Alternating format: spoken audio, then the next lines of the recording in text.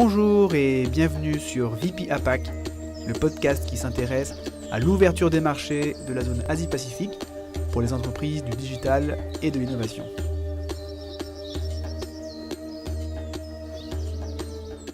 Bienvenue Alexis, Salut ravi de Martin. te revoir, ça fait pas très longtemps parce qu'on se voit souvent à Singapour Exactement.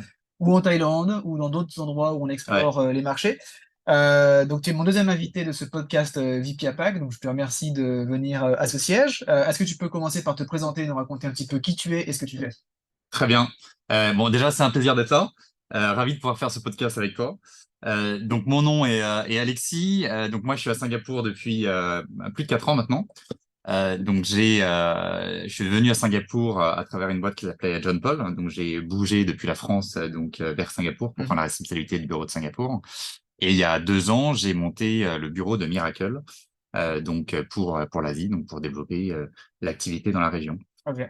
Voilà, d'un point de vue personnel, je suis marié, 2 enfants en bas âge, et je profite évidemment des voyages dans la région. Ouais, avec la réouverture post-Covid, Avec la réouverture, tout va tout à bien. fait. Ouais. Donc on est dans des métiers du B2B, C'est ça. de la vente de software as a service.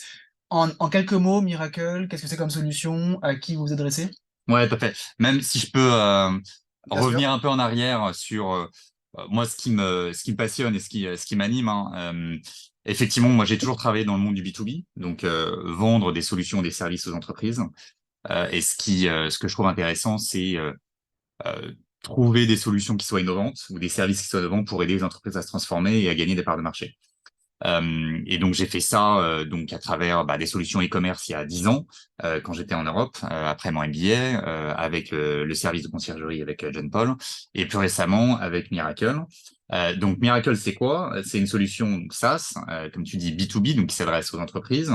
On propose une plateforme qui permet aux entreprises de lancer et d'opérer leur propre marketplace. Donc ça veut dire quoi quand si tu es français et que tu connais le site de la Fnac, euh, quand tu vas aller sur le site internet, il y a des produits où il y a écrit vendu et expédié par vendeur ABC, Un tiers parti. un tiers parti. Donc c'est la capacité pour souvent un retailer, on a beaucoup de retailers qui sont nos clients, à accueillir des vendeurs tiers sur un site internet, leur permettre d'accéder à leur base client et donc de vendre ces produits dont ils ne détiennent pas l'inventaire et donc aussi les vendeurs généralement vont faire la logistique, c'est-à-dire la livraison directement au client. Ouais. Donc c'est un gros changement très stratégique pour les entreprises qui s'emparent de ce modèle-là. Ça veut Exactement. dire qu'au lieu de vendre uniquement nos produits, nos services, on vend aussi Ouais, ceux des autres. Comment tu vois ces marketplaces en Asie par rapport à ce que tu en ouais, vois ou ce que tu en connais, c'était le cas de la Fnac en Europe? Parce que les marchés sont pas matures de la même manière. ouais, Moi, tout à j'ai le fait. souvenir pour avoir accompagné quelques marques de type FMCG dans la région. Très souvent, elles se disent on doit passer par les grandes marketplaces de type Lazada et Shopee parce qu'elles ont Ouais. un scope régional. C'est plus facile finalement de bosser avec elles. Comment tu convaincs des marques qu'il faut qu'elles le fassent elles-mêmes dans une région qui, encore une fois, l'Asie, c'est grand, très morcelé? Ouais, t'as raison. Je pense que là où il y a une différence entre l'Europe et l'Asie, c'est que en Asie, ce qui s'est passé, d'ailleurs c'est amusant, Miracle a été créé la même année que Lazada et Shopee. Ouais. Donc Donc les grandes marketplaces de voilà, l'Asie, ouais. les grandes marketplaces de l'Asie sont plus tardives. Et donc, ce qui s'est passé au démarrage en Asie, c'est des Lazada Shopee qui se sont dit, OK, en fait, il y a un potentiel incroyable dans cette zone. L'e-commerce n'est pas encore très présent.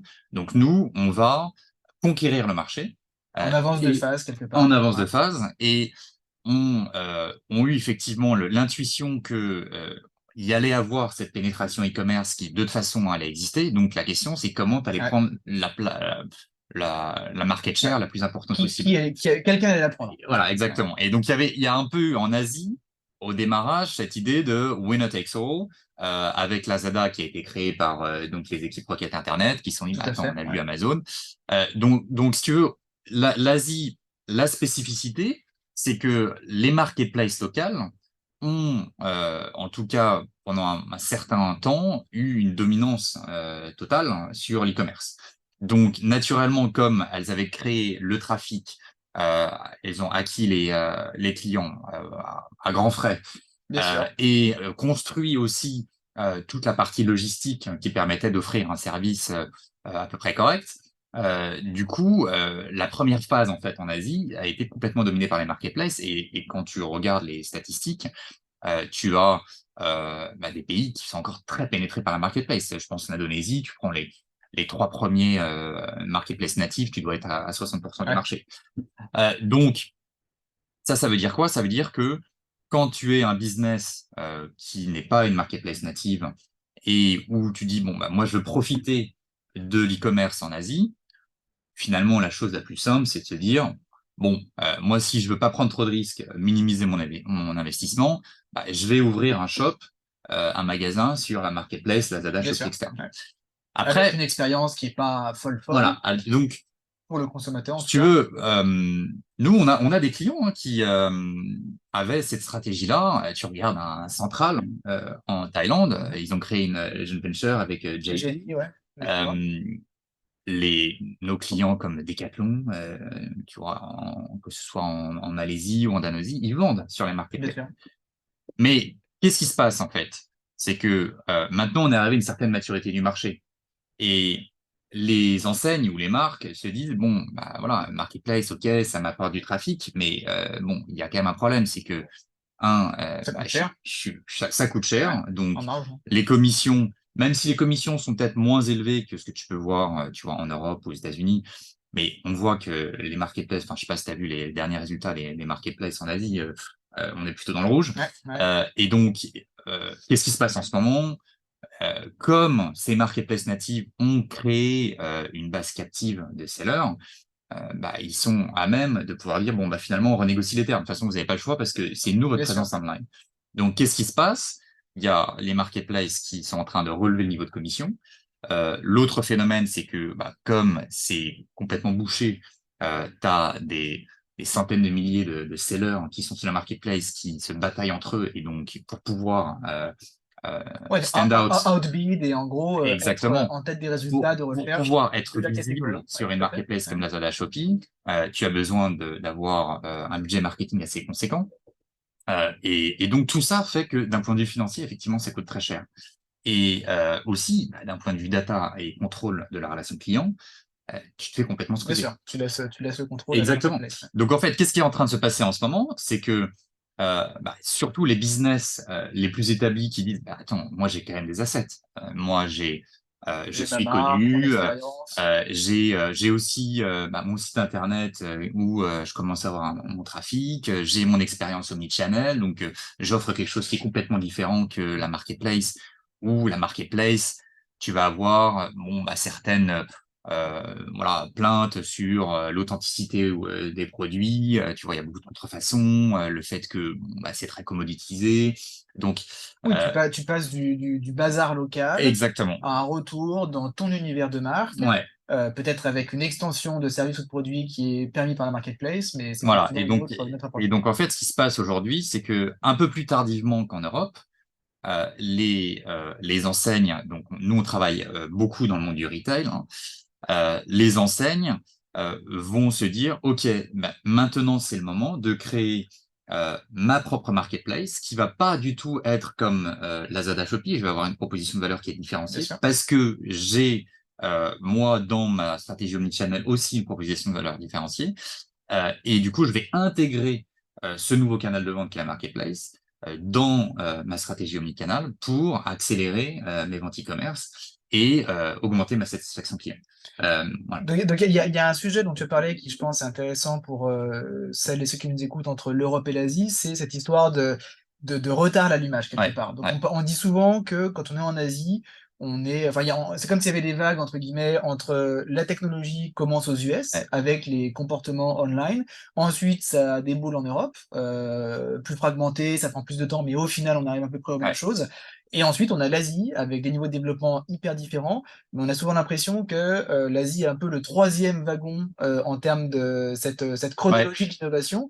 Est-ce que c'est ce que tu Alors, ressens? ouais, c'est intéressant comme analyse parce que je pense que comme d'habitude en Asie, on est obligé d'avoir un peu plus de granularité. Euh, je mets la Chine à part parce que je pense que en termes d'innovation, la Chine est bien plus Bien en sûr. Ouais. avance. Et nous, c'est pas un marché on va aller chercher, en tout cas aujourd'hui. Donc vraiment, quand je parle de l'Asie, je pense qu'il faut être plus précis. Moi, la zone que je couvre, ça va être donc l'Asie du Sud-Est, ça va être Hong Kong, Taïwan et des marchés comme l'Inde. Donc sur ces marchés-là, Des effectivement, marchés déjà hyper différents. des marchés qui sont très différents et des marchés qui, effectivement, à la différence de la Chine, ont une pénétration online qui, pour les business traditionnels, est encore faible. Et c'est là où, en fait, on est souvent un peu leurré par les chiffres en Asie, et je pense qu'on parlera de la relation avec le siège, etc. Bien sûr. Euh, Ce qui est assez amusant, c'est que quand on discute avec des gens en Europe qui voilà, te disent ah mais l'Asie, mais voilà, la pénétration e-commerce c'est incroyable, L'Eldorado. Ouais. c'est l'Eldorado, Ouais. mais tu dois avoir des clients à l'appel. Euh, En fait, au global, il y a une pénétration qui est assez élevée, mais parce qu'il y a une dominance très forte des marketplaces. Mais sur les business plus traditionnels, les retailers, la Fnac ou Ouais. les Macy's, qui eux ont amorcé leur transformation, donc qui sont nos clients en Europe et aux États-Unis, dans l'Asie du Sud-Est, la pénétration online de ces retailers est encore assez faible. Et donc, il faut bien faire la différence entre sur quels acteurs on voit la pénétration et l'innovation. Donc, je pense que sur la logique d'innovation, je ne dirais pas qu'ils sont en retard. Je dirais que il y a des acteurs qui ont pris les devants. Et nous, on s'inspire beaucoup des Bien sûr. marketplaces natives, hein, de la façon dont ils architecturent leurs Tu produits. penses par exemple aux marketplaces comme Alibaba, Taobao, Tmall? Non, plutôt, tu vois, nous, on regarde des Lazada, Shopee, Ouais, on dans regarde les best practices. Et moi, quand je parle avec notre Chief Product Officer, ouais. Isabelle Bénard, elle me C'est un dit, bon moi, match. l'Asie, c'est une source d'inspiration Ouais. pour moi. Et tu vois, Fairprice, qui est notre client, a recruté des gens de Lazada pour monter d'abord leur propre marketplace en interne. Et après, ils se sont dit, OK, on a besoin Ouais. donc maintenant de faire le partenariat avec Miracle pour aller plus vite. Mais ils nous ont challengé Ouais. parce qu'ils ont dit ah oui mais ça voilà il y a quelques features que vous n'avez pas et Ouais. qui sont indispensables en Asie. Donc si tu veux, moi je dirais que l'innovation en Asie, au contraire, elle est très intéressante et c'est aussi une façon Ouais. d'intéresser Ouais. le siège. Et quand je suis arrivé donc chez John Paul en Asie, ce qui m'a frappé c'est le niveau d'exigence en Asie en termes de tu vois, d'innovation, d'habitude consommateur, qui voulait faire beaucoup de choses online. Ouais. Donc voilà, donc ça, pour répondre à ta question, je pense que l'innovation, elle est là, mais elle est portée par un petit nombre d'acteurs. Ouais. Et donc, à nous de s'inspirer des bonnes pratiques locales et donc de localiser dans une certaine mesure notre produit Ouais. Mm. et de convaincre les acteurs établis qui sont effectivement un peu à la traîne de rattraper les... Comment on fait pour les convaincre, de passer sur ce mindset où effectivement, on doit acheter de l'expertise? Parce que ça, moi, j'ai l'impression Ouais, que c'est quand même compliqué par rapport à des boîtes aux US où quand on sait qu'on ne sait pas faire quelque chose, on va acheter l'expertise ouais, en dehors. Qu'est-ce qui fait qu'aujourd'hui ça change et quelles sont encore les difficultés pour des entreprises asiatiques? Alors encore une fois, quand on est une start-up ou une scale-up européenne, le 1er, précaré, quand on va en Asie, c'est les boîtes européennes. Ça dure un bien temps, sûr, ouais, c'est pas aussi gros que ça. Comment on fait pour aller par exemple sur un central group ou sur ouais. des conglomérats, locaux? Qu'est-ce qui les fait, passer sur un mode d'achat? Ouais. C'est une bonne question parce que bah, c'est un peu le cheval de bataille quotidien. Je pense que en fait, il faut peut-être regarder différentes choses. La première chose, c'est enfin, quel est le type de boîte sur lesquelles auquel tu t'attaques, et après, à l'intérieur de la boîte, quels vont être les champions. Ouais, Sur le type de boîte, euh, et je pense que nous, ça a été notre stratégie et qui est encore valable aujourd'hui parce qu'on n'a pas encore pénétré le marché complètement sur les gros players. Il y a quand même une logique, et ça, c'est pas, on va dire, seulement propre à l'Asie, mais il y a quand même une logique de dire si le leader du secteur a mis en place cette innovation, alors, tu vois, toute la long tail en gros, on va dire des entreprises qui sont un peu plus petites vont regarder ce client et se dire, ah, bah voilà, moi, je dois y aller. il y aura un appel d'air. Et donc, il va y avoir l'appel d'air. Et ça, c'est pas uniquement propre à l'Asie, mais c'est peut-être encore plus fort en Asie. Ouais, ce côté Parce que suivisme quelque part exactement, des quand, leaders. quand tu regardes les US, quand on a signé Macy's, bon, bah, ça fait un Big Bang dans le marché. Mais tu peux avoir beaucoup de business aux US qui sont assez entrepreneuriaux et des business plus petits qui sont assez agiles, qui disent, ah, tiens, ah oui, ça c'est incroyable comme idée, c'est comme ça que je vais pouvoir accélérer, etc. En Asie, il y a beaucoup cette logique de si je suis un business de taille intermédiaire, je veux plutôt regarder déjà ce qui s'est fait ailleurs, Ouais. et sinon je prends pas de risque. C'est le côté effectivement prise de risque moindre. Voilà, Et exactement. on a besoin très souvent de cette grosse référence locale. D'ailleurs, ça marche dans les deux sens, hein. Ouais, Les entreprises s'équipent si elles voient que le gros du secteur s'équipe. ouais, Et nous, quand on veut vendre, tant qu'on n'a pas la première grosse référence ouais. locale, c'est compliqué de cascader dans le Exactement. Et second ça tiers du sera marché. vrai, ça sera vrai au Japon. Tout à Tu vois, fait. hier j'étais en call avec un prospect en Indonésie. Enfin, la première question que j'ai, c'est quels sont vos clients en Ouais, Indonésie? avec qui C'est vous même travaillez pas qu'est-ce localement, que vous bien faites, sûr. etc. C'est quels sont vos clients en Et Indonésie? c'est vrai que c'est étonnant à quel point, moi j'ai eu le défaut de le faire au départ, c'est de se dire, on a des belles références aux US, en Europe, Ouais. on est fiers ou idiots ou arrogants ou les 3, on les amène et en fait on se rend compte que ça convainc pas du tout. Exactement. Et d'ailleurs, enfin, c'est tout à fait juste ce que tu dis, parce que je me souviens de mon call prospect hier. Je commençais à parler de use case qui se rapprochaient de leur industrie, mais qui n'étaient pas de la même Ouais, région. Et ils m'ont dit, mais sinon, en fait, vous avez parlé de Changi Airport, de Fairprice à Singapour ou de Decathlon. Donc, vous pouvez nous en dire plus. Donc, ils estiment, et bon, je vais pas faire trop d'aparté, mais euh, ils estiment quand même que leur écosystème est différent. mmh. Et si tu veux, j'ai eu exactement les mêmes discussions avec le CEO d'un des plus gros supermarchés en Thaïlande, qui s'appelle Bixi, qui dit non mais arrêtez de me parler Ouais, d'Amazon ouais, bien en sûr. Europe, Ouais, nous c'est différent. Donc il y a cette capacité à localiser ton discours bien sûr. est hyper importante. Mais pour revenir à ta question, donc en fait pour convaincre donc et finalement avoir ses premiers clients, nous, notre stratégie, ça a été de se dire, il nous faut ce qu'on appelle en anglais des lighthouse customers. Donc, il faut passer du temps sur les gros, parce qu'une fois que tu as réussi à signer des gros, bah, là, ça va être Tu as un beaucoup plus vrai effet simple. de domino, ouais. Plutôt que signer des petits qui vont pas vraiment t'aider par la suite et ou potentiellement, bon, bah, tu vas investir plus de Oui, et tu ressources. es en prise de risque par moment. Voilà, exactement. Ouais. Donc ça, déjà, et on pourra reparler du go-to-market, mais le plus important, c'est d'aller vers les tier 1. Après, quand tu regardes les tier 1, la question, c'est quelles sont les personnes en interne qui vont pouvoir t'aider.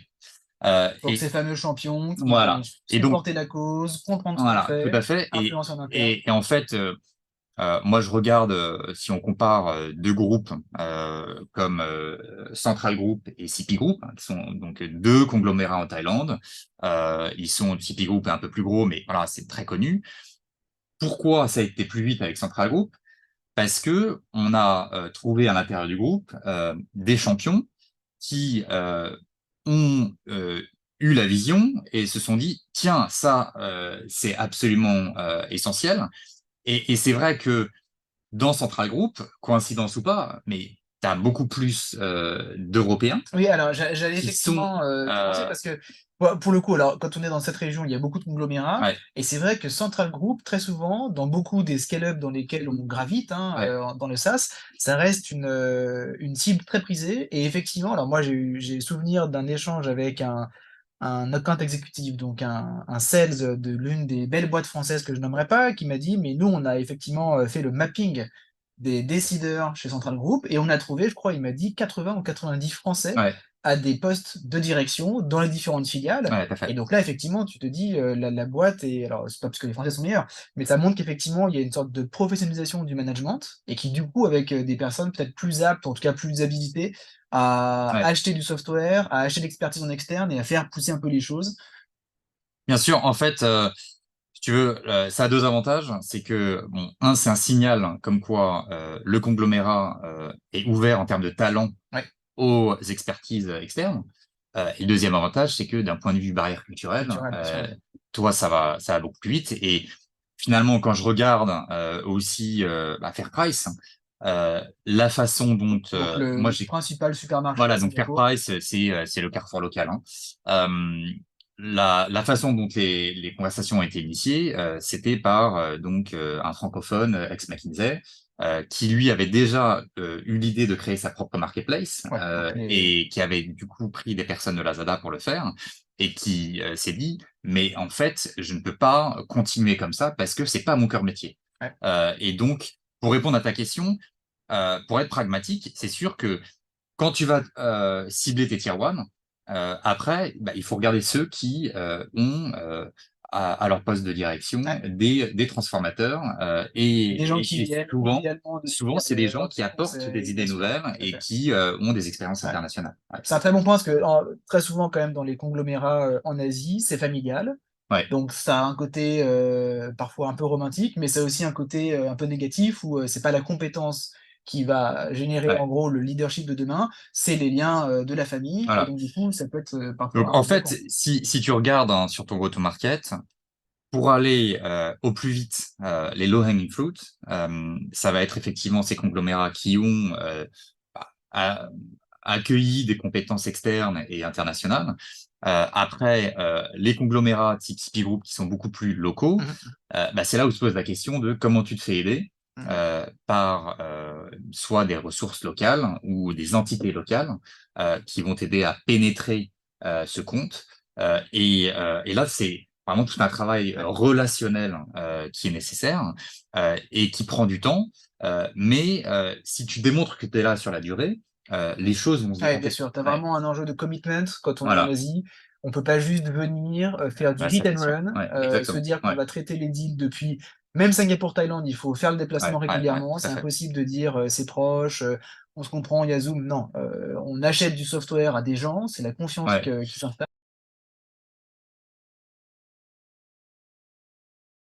Mais d'ailleurs, si on parle des spécificités sur, tu vois, les différents pays d'Asie, hein, la Thaïlande, ce qui est assez intéressant, c'est que en Thaïlande, tu commences à faire du business par faire du relationnel. Hein, Mmh mh. tu le sais aussi, c'est-à-dire que au départ, quand les gens te connaissent pas, ils veulent comprendre qui tu es.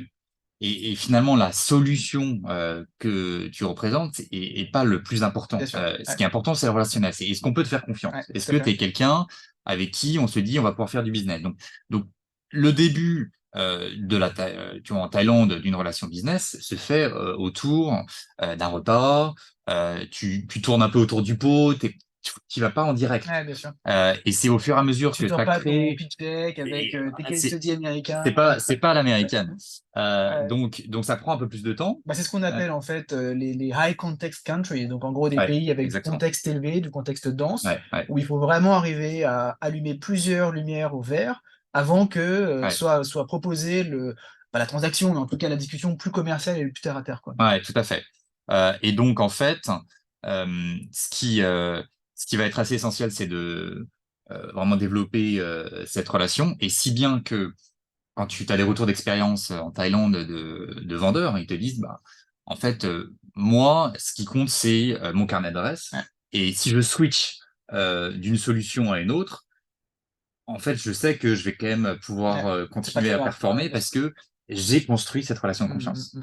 Ce qui est peut-être un petit peu différent en Indonésie, où on voit qu'ils ont plus de questions techniques relatives à la solution, mais la Thaïlande est très, très Ouais. relationnelle. Ouais. Bon, ça faisait un grand virage et Une bonne digression. on a parlé de plein de choses qui sont très terrain et qui sont un peu ce qui fait Ouais, l'excitation de nos rôles. C'est-à-dire que c'est vraiment comprendre ce qui se passe localement quand on parle de go-to-market. Donc en gros, dans le go-to-market, tu disais, tu as une partie très directe qui est celle que toi, tu vas prendre en charge directement. Donc ça va être ces comptes Tier 1 ouais, dans lesquels tu trouves des gens avec lesquels tu sens qu'il y a une résonance en termes de leur rôle de transformateur, idéalement culturellement ouais, européen ou en tout cas où tu sens que tu peux avoir des contacts directs.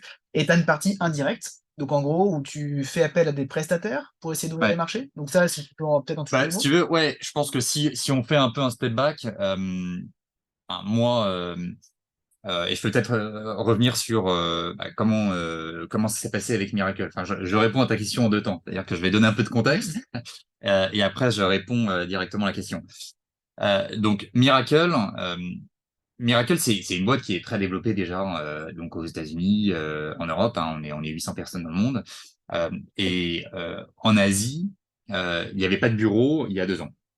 Donc qu'est-ce qui s'est passé? Moi, après, donc j'étais toujours chez John Paul.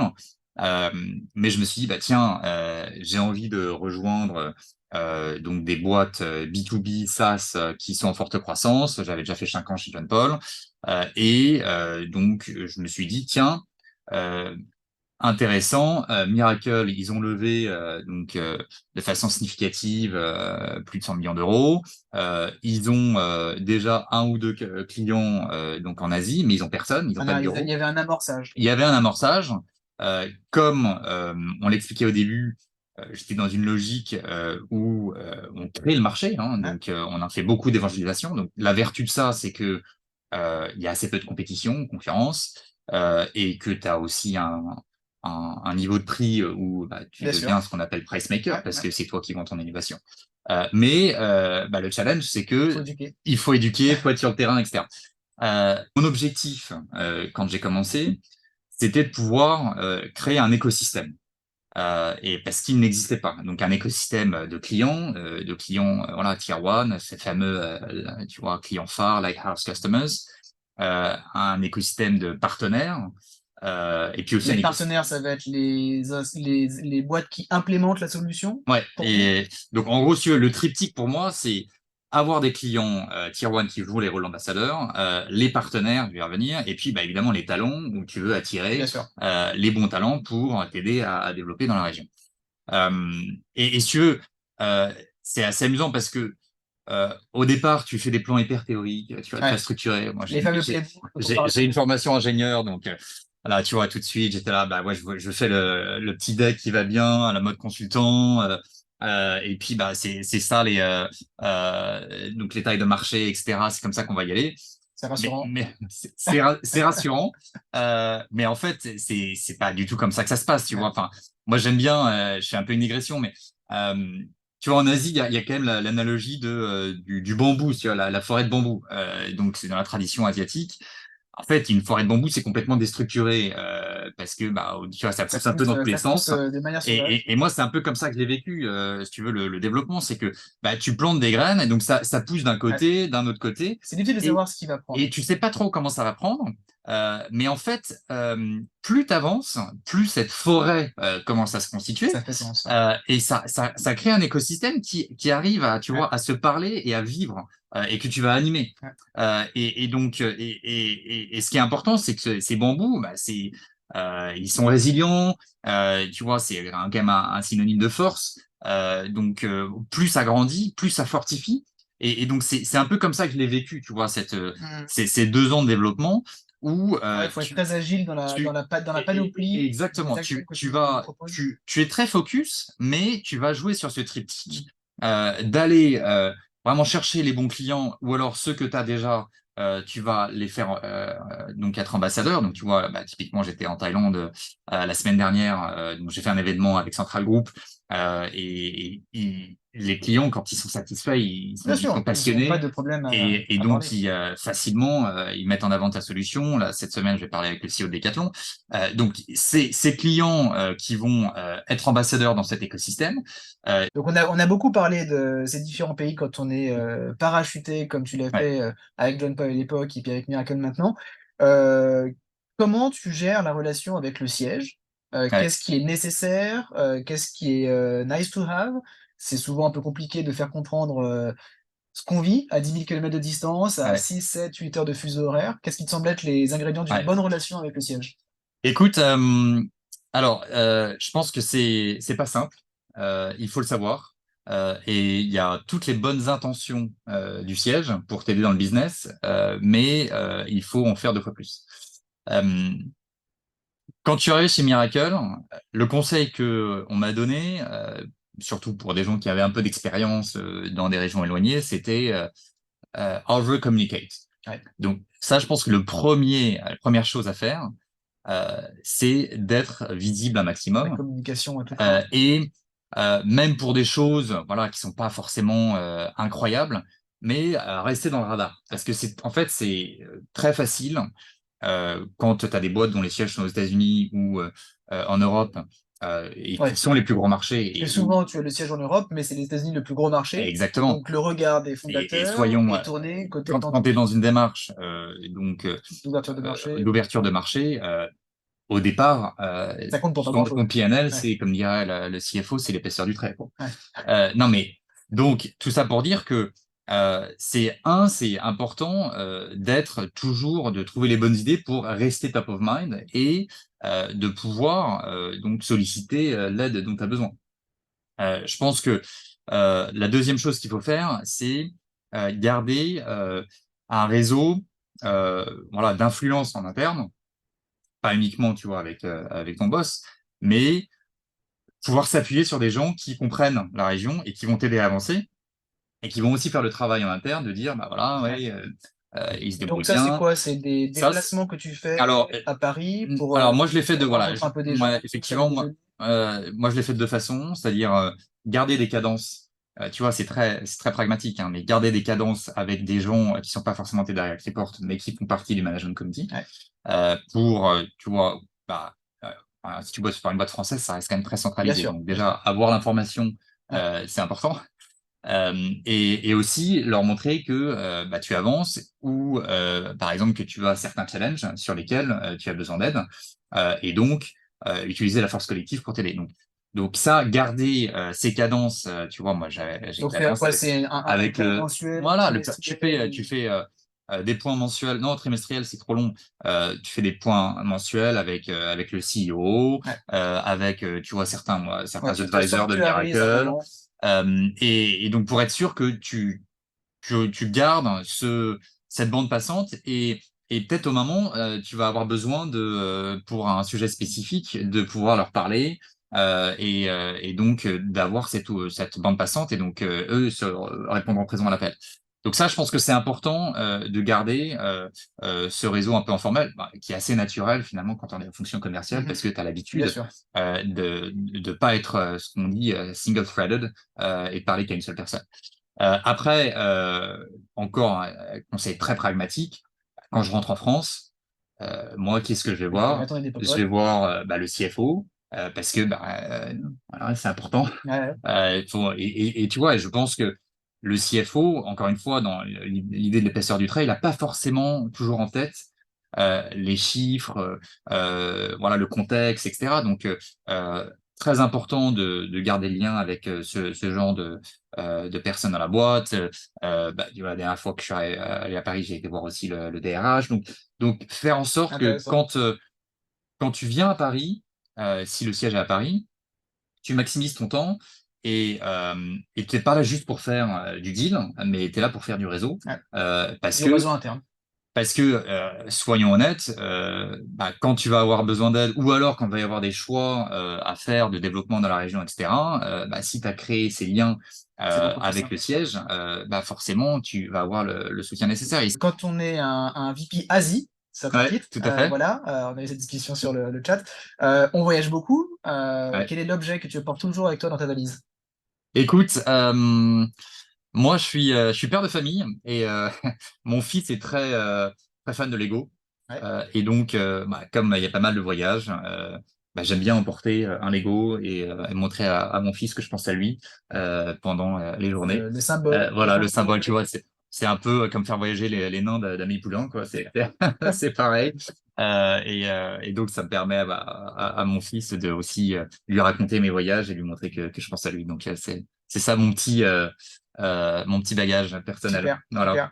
Est-ce que tu veux partager un dernier, conseil, avis, commentaire pour des entrepreneurs, en France, que ce soit sur des boîtes tech, des boîtes de Ouais. services qui se posent la question de l'Asie? C'est quoi le 1er pas, le Ouais, truc à faire? écoute, je pense que, enfin, moi, le conseil que je donnerais, c'est focus.